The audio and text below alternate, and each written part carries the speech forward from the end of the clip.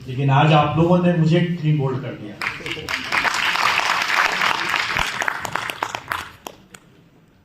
ये उल्टी गंगा आप लोगों ने बहा दिया।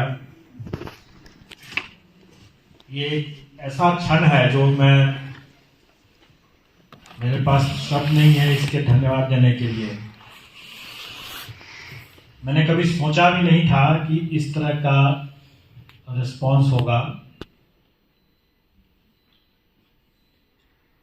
कई चीजें हैं जो आप शब्दों से व्यक्त नहीं कर सकते हैं, लेकिन मन में आप उस उद्गार को आप समझ सकते हैं। यहाँ का जो सफर रहा, मैंने पहले ही बताया कि काफी संतोषप्रद, आत्मसंतुष्टि यहाँ पर मिला मुझे। और कुछ लोगों ने जैसे ये आशंका व्यक्त किया कि ये व्यक्ति केंद्रित व्यवस्था या सुधार नहीं होना चाहिए। ये सुधार एक बार अगर हुआ है तो आगे भी रहेगा। और मुझे कॉन्फिडेंस है इस पूरे टीम से, और मुझे कॉन्फिडेंस है आप लोगों पर भी कि न ये टीम अपने इस जो पड़ाव पर हम लोग पहुंच चुके हैं, जो सुधार हम लोग ला चुके हैं, उससे पीछे हटेगा। और मैं जानता हूं कि आप लोग भी उसको पीछे हटने नहीं देंगे। और यही कॉन्फिडेंस है जिसके कारण से जब सरकार ने कहा कि TRE 3 भी कराना है, तो हम लोग बोले कि यस, हम लोग करा सकते हैं। ये आयोग मुख्य रूप से सिविल सर्विसेज के लिए ही है, ये तो सब जानते हैं। लेकिन जब ये चैलेंज जब मिला, तो आप भी जानते हैं, मैं भी जानता हूं कि शायद ये चैलेंज, ये कार्य राज्य के किसी दूसरे आयोग को दिया भी नहीं जा सकता था,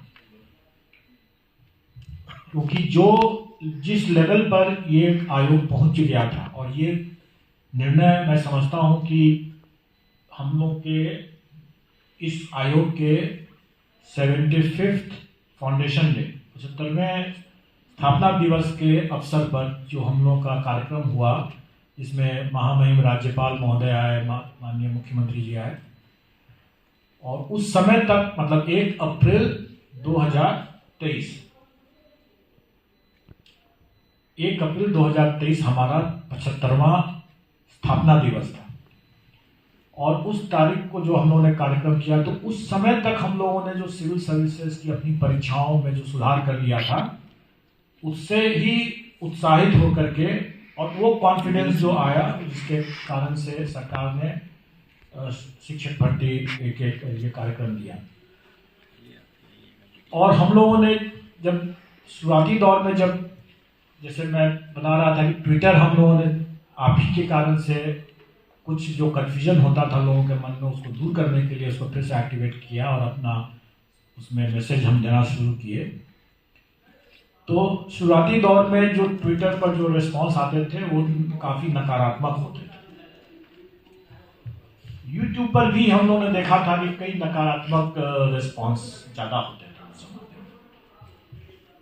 लेकिन फिर आप लोगों को जान करके आश्चर्य भी होगा, अगर कुछ जो सिविल सर्विस के अभ्यर्थी हैं लेकिन TRE के अभ्यर्थी नहीं हैं, जब TRE की ये बातें आई तो ट्विटर पर TRE के लोग ज़्यादा आने लगे, रिस्पॉन्स ज़्यादा उसका आने लगा, और यूट्यूब पर भी TRE का ज़्यादा आने लगा।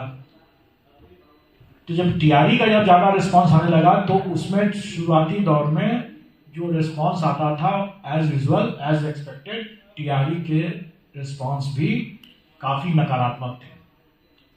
और उस समय क्योंकि कंबाइंड सिविल सर्विसेज के अभ्यर्थी हम लोगों के परफॉर्मेंस से देख चुके थे, एक्सपीरियंस थे, उन लोगों ने ट्वीट करके ही उसका खंडन करना शुरू किया ट्विटर पर ही, कि नहीं अच्छा काम चल रहा है, आप लोग को भी अच्छा ही होगा।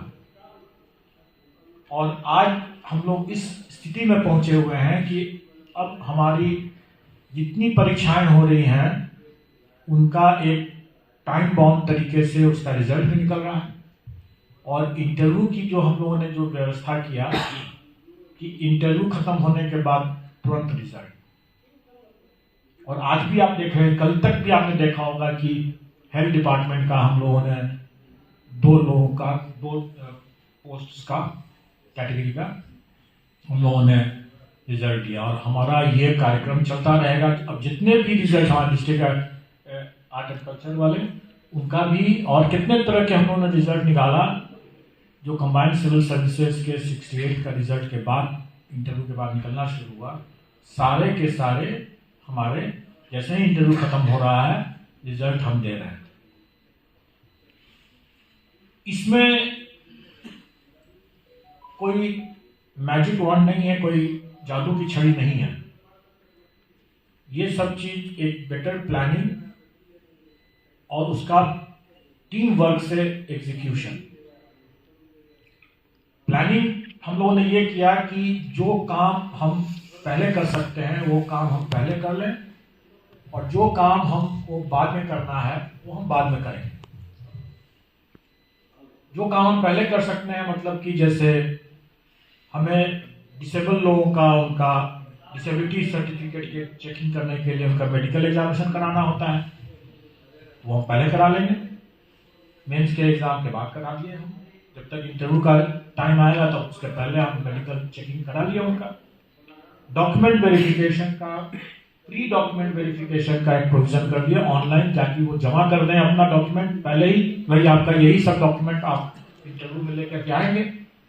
अगर वो डॉक्यूमेंट, अगर उसकी सॉफ्ट कॉपी जो उन्होंने जमा किया वो सही नहीं है तो पहले ही उनको बता दिया जाएगा कि आपकी ये डॉक्यूमेंट में ये कमी है, ताकि जब इंटरव्यू में जब आए तो अपना उसका मूल सही तरीके से लेके आए। कुछ ऐसे भी पॉलिसी डिसीजंस थे, जैसे कोई डॉक्यूमेंट खास करके नॉन क्रीमी लेयर वाला जो एनएफसी का जो सर्टिफिकेट होता है, एक शुरू में एक मानसिकता थी कि जो नहीं लेकर के आ रहे हैं तो उसको हम रिजेक्ट कर देंगे। आप समझ सकते हैं कि जो पीटी दिया, इतना दुनिया का सबसे टफ कंपटीशन में से है, पीटी दिया, मेंस दिया, इंटरव्यू दिया, और ये सर्टिफिकेट की अनुपलब्धता के कारण से उसको हम एक ही झटके में हटा दें। एक लड़की आई थी कैंडिडेट, मतलब वो थी शायद वो 65 में उसने 64 या 65 में उसने दिया था, और उसका इंटरव्यू तक पहुंची थी वो सिविल सर्विसेज की। लेकिन उसको मगध यूनिवर्सिटी या किसी यूनिवर्सिटी से उसको अपना ग्रेजुएशन का या जो क्वालिफिकेशन चाहिए था उसका सर्टिफिकेट नहीं मिला, और काफी प्रयास करने के बाद भी नहीं मिला, जिसके कारण से उसकी पात्रता रद्द कर दी गई और उसकी नौकरी नहीं। Now what is past is past, उसको तो हम नहीं सुधार कर सकते हैं, लेकिन इन सब चीजों से हमने जरूर एक सीख लिया कि भाई इतने मुकाम, इतने कठिनाइयों के बाद जब ये इस स्टेज पर पहुंचा है तो इसको हम लोग को सॉल्व करना बहुत जरूरी है। अब ये भी बात है कि हम उसके सर्टिफिकेट के लिए हम कितना दिन तक वेट करें। अगर उसका सर्टिफिकेट आ जाता है तब तो उसका हो जाएगा, लेकिन उसका सर्टिफिकेट नहीं आता है तब दूसरा कैंडिडेट को मिलेगा, तो नेचुरली हम कितना दिन तक वेट करें? महीना भर, 1 महीना, 2 महीना, कब तक वेट करें? तो इन्हीं सब चीजों से बचने के लिए हम लोगों ने कहा कि हम इंटरव्यू के पहले ही जो पीरियड हमारे पास बचते हैं, हम इन एडवांस हम उसकी चेकिंग कर, उनको गाइड कर दें कि भाई आपकी ये सर्टिफिकेट में ये प्रॉब्लम है, आप इस सर्टिफिकेट को आप दुरुस्त करके लाइए। इससे रिजेक्शन का जो इस तरह के मामले कम हो गए और लिटिगेशन के मामले भी कम हो गए। और इसके पीछे मेरा अपना भी एक व्यक्तिगत एक्सपीरियंस है। जो मुझे सेंसिटिव बनाता है इन सब चीज़ों को लेकर के, और वो मैं व्यक्तिगत एक्सपीरियंस में आप लोगों से शेयर करना चाहता हूँ। पीटी की परीक्षा मैं यही, जैसा मैंने बताया कि मैं बिहार का ही हूँ, पटना का ही हूँ, तो मैंने पीटी की परीक्षा यहाँ दानापुर खगौल में, मेरा I don't remember which school, लेकिन एक स्कूल में मेरा सेंटर पड़ा था पीटी का। और पीटी उस जमाने में एक जीएस था 150 मार्क्स का, और एक ऑप्शनल था 300 मार्क्स का, और ऑप्शनल इलेक्ट्रिकल इंजीनियर मैंने लिया था तो उसी का था, और मेरे लिए दम की एक वॉक था। मतलब उसमें तो पीटी नहीं होने का सवाल ही नहीं था, मैंने सोचा भी नहीं था, मैं तो अपना सीधे मेंस की तैयारी कर रहा था। पीटी में नहीं हुआ, जब रिजल्ट आया तो पीटी में नहीं हुआ। जो हमसे कम ग्रेड लाने वाले, जो आईटी में मेरे साथी सब थे, जो हमसे काफी कम ग्रेड लाने वाले थे, आईटी में भी मैं टॉपर्स में से था, तो आईटी में सब जो हमसे कम ग्रेड वाले थे उन लोगों का हो गया, क्योंकि पीटी में होना, अपने ऑप्शनल पेपर अपना कमांड में है तो कोई दिक्कत था नहीं इस समय। मेरा नहीं हुआ तो कुछ समझ में नहीं आई मुझे बात कि क्यों नहीं हुआ, क्या कर लें, सुसाइड कर लें, क्या कर लें, मतलब समझ में नहीं आ रहा क्या करें। सारे नोट्स फेंक दिया, अब क्या पढ़ना, तो बेकार है। करीब उस जमाने में कोई मोबाइल और इस तरह की बात तो थी नहीं कि तुरंत कम्युनिकेट हो जाएगा। उस समय चला गया आईटी दिल्ली में, अपना एमटेक ज्वाइन कर लिया जाकर, और इधर पटना से फिर मुझे चिट्ठी आई कि भाई यह सुनने में आया है कि यूपीएससी कुछ और रिजल्ट पीटी में कुछ निकाल रहा है, क्या अफवाह होगा। लेकिन मेरे रूममेट ने कहा कि नहीं चलो चलते हैं, यूपीएससी देख लेते हैं। यूपीएससी में गए तो मेरी ही तरह 6-7 और लोग कैंडिडेट पहुंचे हुए थे, यही अफवाह सुन करके। सब वैसे बाहर, नहीं ऐसा होता कहाँ है, ऐसा कुछ नहीं है। मैंने अपना रोल नंबर लिखे हुआ था, तो जो स्टाफ वहां पर था उसने मेरा रोल नंबर चेक लेकर के बगल वाले को पास ऑन कर दिया, और मैं देख रहा था, और बगल वाले ने अपना ड्रॉवर खोला और उसमें से ऐसे मिलान किया और मुझे पास दिया, एंट्री पास, अंदर भेज दिया यूपीएससी। अंदर गया तो ऑलरेडी एक कैंडिडेट वहां बैठ करके मेंस का फॉर्म उसको दे रहा था, मुझे भी मेंस का फॉर्म दे दिया। बाद में अब मेंस दिया मैंने, वो कैंडिडेट जो बैठा हुआ था वो भी मेंस का दिया, वो भी बिहार का ही था, वो भी आईएएस में आ गया, यूपी कैडर था उसका। बाद में मालूम चला कि कंप्यूटर एरर के कारण से खगौल का और भोपाल का 2 सेंटर का रिजल्ट नहीं हुआ। What was that computer error? Computer के नाम पर, what is that computer error? There was no computer error. हुआ सिंपल सा बात यह था कि जो बंडल था वो बंडल ही फीड नहीं हुआ। 2 सेंटर का, खगौल का और भोपाल का, उन दोनों सेंटर का वो रिजल्ट बंडल ही नहीं दिया, ओएमआर शीट ही नहीं दिया, तो फिर रिजल्ट क्या है? उसका नाम दे दिया कंप्यूटर। बट उस फेज में, मतलब पूरे 1 महीने के उस फेज में जो ट्रॉमा लगे कि सुसाइड कर ले तो क्या, क्यों समझ में नहीं आ रही क्यों नहीं होगा, वो दर्द जो है मैं आज भी भूल नहीं सकता। और मेरे यहां पर अशोक शर्मा जी पहले यहां पर मेंबर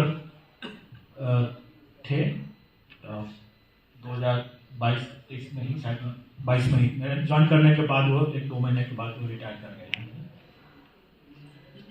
जब मैं ये घटना उनसे शेयर कर रहा था तो उन्होंने कहा कि मैं भी उस खगौल सेंटर में, मैं भी उसी तरह से प्रभावित हुआ था। तो ये दर्द तो मैं समझता हूं, इसलिए मैंने जो आप लोगों के, मतलब कैंडिडेट्स के जो जैसे ABCD सीरीज की जो गलती कर देते थे, ABCD सीरीज की जो गलती कर देते थे लोग कि यार जी ये एक छोटी सी भूल है, किसी ने गलत सीरीज पर गोला बैठा दिया तो एक छोटी सी भूल है, लेकिन उस छोटी सी भूल का उसका दंड जो उसको मिल रहा है वो ऐसा दंड है कि उसकी नौकरी नहीं लगेगा, चाहे उसका सभी क्वेश्चन क्यों ना सही हो, उसको तो फेल कर गया होता। तो ये सेंसिटिविटी जो है मैं समझता हूं कि अब इतने दरमियान में, क्योंकि जब 67 का जो पुनर्परीक्षा का जब पीटी में जब मामला था तो एक प्रश्न था जो 30 प्रेसिडेंशियल इलेक्शन वर्सेस 30 राष्ट्रपति, ये जो प्रश्न था हिंदी और इंग्लिश में दोनों में अंतर होने के कारण से 11 लोगों का हम लोगों ने एक सप्लीमेंट्री रिजल्ट दिया था उस समय पीटी में। उस समय मुझे ऐसे ऐसे उदाहरण दिए गए, बाबू कुंवर सिंह जी का एक प्रश्न था उसका भी लोगों ने उदाहरण दिया मुझे। एक बार जब आयोग ने कोई रिजल्ट दे दिया तो दे दिया, आज तक उसमें सुधार हम लोग नहीं करते हैं।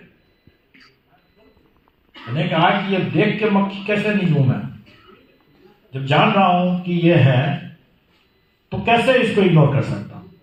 काफी रेजिस्टेंस था आयोग में भी, क्योंकि कभी ऐसा हुआ नहीं था।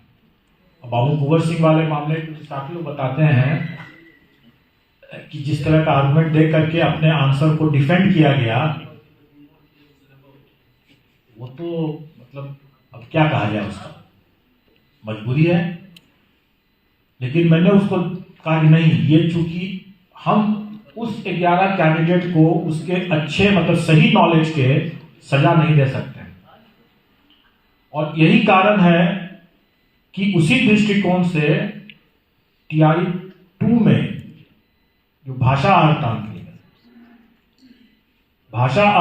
में इतना कठिन प्रश्न आ गया था भाषा में, व्याकरण का, और मैथ्स का कोई टीचर होगा, मैं यहाँ पर गुरुजन हैं उनसे भी कहूंगा कि अगर उसमें से, खैर उनके लिए तो मार्क्स का लेवल और बढ़ाना पड़ेगा उनको तो, लेकिन मैं कह सकता हूं कि 18 नंबर नहीं ला सकते हैं 30 में, 60% नहीं ला सकते हैं, इट्स वेरी डिफिकल्ट। और उस कैंडिडेट को उस परीक्षा के मोमेंट में, उस प्रेशर में, उस तरह के प्रश्न को, अगर वो हिंदी का टीचर नहीं है तो फिर उसको तो मैथ्स का टीचर है, ज्योग्राफी का टीचर है, वो कैसे बनाएगा उसको। मैथ्स का बहुत अच्छा टीचर होने के बावजूद उसका नहीं होगा, उसको दे दिया गया, रिलैक्स कर दिया गया। उसको रिलैक्स करके जब दिया गया तो किसी का तो कोई नुकसान नहीं हुआ, अगर हमने सबको पास कर दिया तो किसी का नुकसान तो नहीं हुआ। जिसका नहीं होना था उस ऐसे भी कट ऑफ से नीचे है, वो तो अपने मेरिट से नीचे है ही, इसको दे दिया गया तो उससे क्या फर्क पड़ा। लेकिन उसके बावजूद लोग इसको नहीं समझ रहे, क्योंकि वो सेंसिटिविटी नहीं है। कल को शायद उनको 8 जो आंकड़े अगर आप लोग देखेंगे कि उसमें एक तो अमूमन जो सफल हुए हैं बहुत कम ही संख्या में सफल हुए हैं, जो कि भाषा में सफल नहीं थे। भाषा में 9 नंबर से कम लाने वाले, मेरिट में आ जाने वाले सफल कैंडिडेट बहुत कम ही हैं। उसमें से भी अधिकांश ऐसे हैं जो कि मात्र 1 नंबर से भाषा में मतलब 8 नंबर लाए हैं और 1 नंबर से खाली छूट रहा है। और उसमें से भी अधिकांश ऐसे हैं जो अपने रिजर्वेशन कैटेगरी में क्वालिफाइंग में सबसे नीचे पर ही हैं। मतलब कहने का यह है कि वो उनको अगर हमने एक्स्ट्रा सफल कर दिया, उससे किसी को कोई प्रभावित नहीं हुआ, वो हमने अतिरिक्त रिजल्ट दे दिया उसका भला हो गया, दूसरे का नुकसान नहीं हुआ। लेकिन फिर भी इसको लोग विवाद देते हैं, तो खैर वो अलग बात है, वो अलग स्थिति है।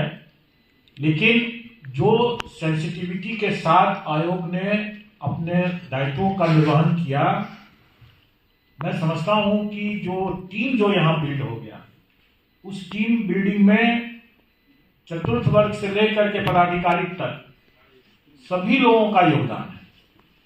किसी एक का कहना कि इसके कारण से हुआ नहीं, किसी भी लेवल पर अगर कोई त्रुटि हो जाती तो मामला बिखर जाता। सब लोगों ने ये इसको किया, सही तरीके से किया, और इसके लिए पूरा श्रेय जाता है पूरे टीम को। और आप लोगों ने ये विश्वास बनाकर, आप लोगों ने जो आज सम्मान दिया हम लोगों को, हम लोगों के ये भी उसी टीम वर्क का ही देन है। सक्सेस कैप्टन होने के कारण से श्रेय मिल जाएगा, लेकिन लड़ाई तो सब लोगों ने यहाँ लड़ा, सब लोगों ने रात रात भर बैठ करके यहाँ पर काम किया है। किसकी मैं तारीफ करूँ, किसकी तारीफ न करूँ, ये मैं कह नहीं सकता। सब लोगों ने यहाँ पर रात रात भर काम किया है। इतना ज्यादा काम तो शायद इवन मल्टीनेशनल में भी, मेरा बेटा टेस्ला में काम करता है, वो भी बोलता है कि वहां पर तो इलॉन मस्क जो है वो, आप लोग जानते ही हैं कि वो किस तरह का बॉस है वो, और वो पागलों की तरह लोगों से काम करवाता है। शायद यहाँ पर पीपीएससी के लोग भी उसी तरीके से रात भर पे काम किया है। ये सिंपल बात नहीं है। और ये भी मैं जानता हूं कि वहां तो हायर एंड फायर का सिस्टम है टेस्ला में, नहीं काम करेंगे तो फायर भी हो जाएंगे। यहाँ तो वैसी बात नहीं, यहाँ वैसी बात नहीं है। फिर भी लोगों ने काम किया, तो कैसे किया? इनर मोटिवेशन से। Inner motivation is the best form of motivation. उससे बढ़िया मोटिवेशन का फॉर्म को आप कुछ नहीं हो सकता। आप कितना भी पैसा देते हैं, कितना ही पुरस्कृत कर दें, जो इनर मोटिवेशन है वो कभी नहीं, उसका मुकाबला नहीं हो सकता। इन्होंने, सब लोगों ने इनर मोटिवेशन से काम किया, इसीलिए बेहतर प्रदर्शन किया। अगर आपको अंदर से वो फीलिंग आती है कि आपको ये काम करना है, ये पढ़ाई करना है, इस एग्जाम को क्रैक करना है, नॉट बिकॉज कि आपके माता पिता ने कहा, भाई बंधु ने कहा, समाज ने कहा कि भाई आप भी बन जाओ एसडीएम तो बड़ा अच्छा हो जाएगा। नो, उससे आप में वो मोटिवेशन नहीं आ सकता। चांस फैक्टर से आप निकल जाएं, लक भगवान, गॉड इज ग्रेट, वो अलग बात है। लेकिन जो इनर मोटिवेशन से अगर आप करेंगे तो हर लड़ाई आप जीत सकते हैं। सो आई थिंक मैंने काफी नसीहत बिन मांगे आप लोगों को दे दिया, उसके लिए मैं क्षमा चाहता हूं। याद रखिएगा, मैं तो हमेशा याद रखूंगा और ये हमेशा मेरे साथ रहेगा। बहुत बहुत धन्यवाद।